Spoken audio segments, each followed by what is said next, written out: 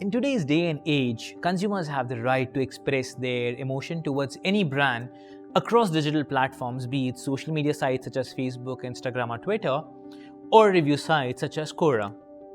On some days, the problem might be small. The quality of your product is not that good, or maybe the salt in the food wasn't that great. But there would be days when the problem would be so big that it'll give a nightmare to the brand, where someone is trying to sue you for some product or the service and it did impact the consumer and their lives.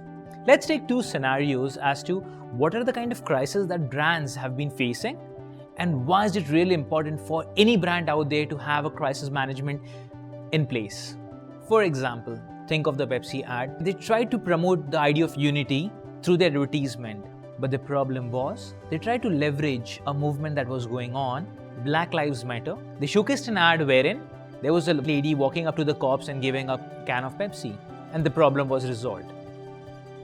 It got a backlash from across the globe because people were furious, saying that how could you use a serious movement and make fun out of it just for the sake of building your reputation? Of course, they accepted the mistake and they apologized, and they removed the ad within 24 hours, but the damage was done. In a second scenario, let's take an example of KFC. For 1 week, stores across the world were shut because they ran out of chicken.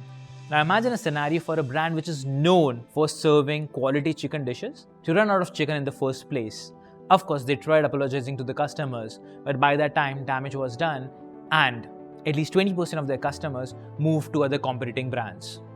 So if you look at both of these scenarios, crisis management plays a vital role in maintaining the reputation of a brand, at the same time retaining the customers. So what actually classifies as a crisis?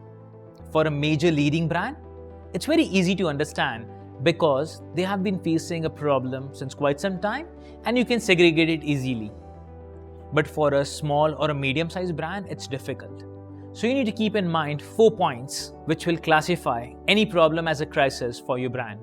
The first one is any customer out there suing your brand? Second, do you have a lot of negative reviews on Google? Third, are there any negative articles published in any magazine or an online journal which is affecting your brand's perception?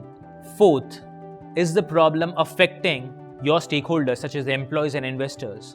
If there's a tick on any of these, you are a part of a crisis and you need to take effective steps to resolve it. So then what is crisis management? Crisis management are the steps that you take to solve the problem, which is ongoing or which can happen in the near future. So the next question is, why is crisis management really important for any brand?